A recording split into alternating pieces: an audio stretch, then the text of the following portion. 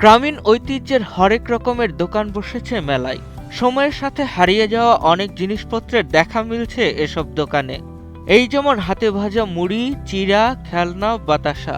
বিশেষ করে বিন্নি ধানের খই বর্তমানে প্রায় বিলুপ্ত হলেও বছরে একবার এই মেলাতেই পাওয়া যায়।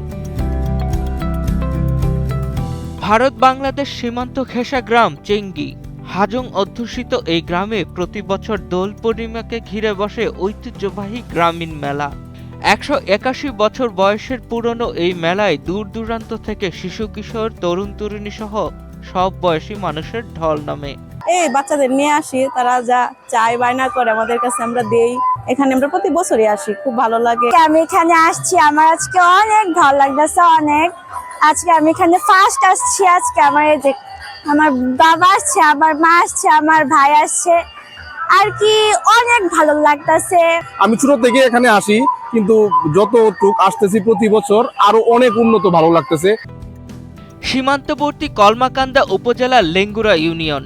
১৮৪৫ সাল থেকে এখানকার গর্গনাথ গোপাল ঠাকুর মন্দিরকে কেন্দ্র করে ধর্মীয় অনুষ্ঠান ও মেলার আয়োজন হয়ে আসছে।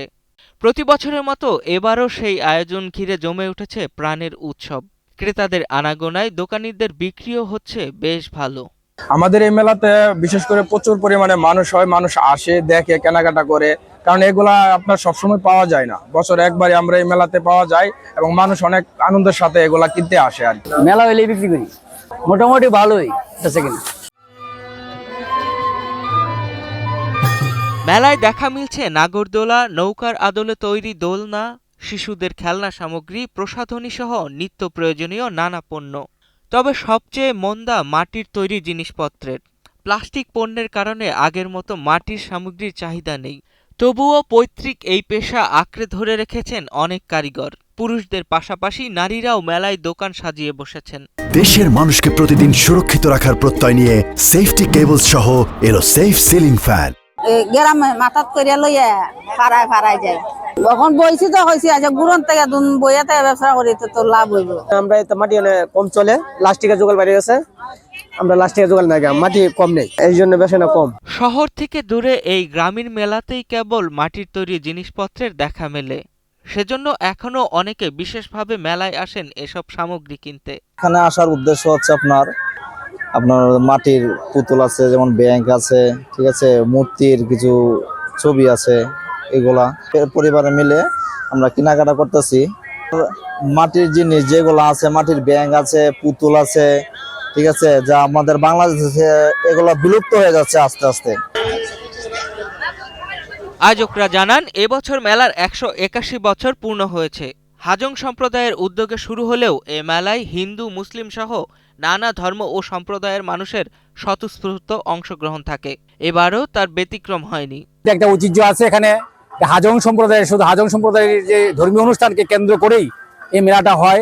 এই বছর আমাদের মেলাটা চলতেছে ১৮১তম। এই বছর একটু আমি লোক সমাগম কম দেখতেছি, কারণ বিভিন্ন গ্রামে শুনলাম যে বিভিন্ন অনুষ্ঠান আছে। আরেকটা কারণ হলো এখানে রমজানের মাস চলছে, এটা হলো শ্যাম সাধনার মাস, তার জন্য এখানে লোকজন একটু কম আসতেছে। কারণ এখানে শুধু হাজং সম্প্রদায় না, বিভিন্ন জাতি গোষ্ঠী সম্প্রদায় আছে, হিন্দু, মুসলিম, বৌদ্ধ, খ্রিস্টান যারা আছে সবাই এখানে চলে আসে এবং তাদের সমন্বয়ে মেলাটা হয়। ৩ মার্চ থেকে শুরু হওয়া এই মেলা চলবে ৬ মার্চ পর্যন্ত। মানুষের উচ্ছ্বাস উল্লাসের বহিঃপ্রকাশ ঘটে এই মেলাকে ঘিরে।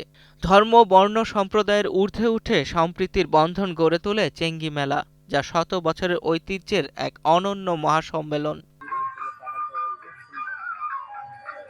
আল নোমান শান্তর পাঠানো তথ্য ও ভিডিও চিত্রে ডেস্ক রিপোর্ট, কালের কণ্ঠ।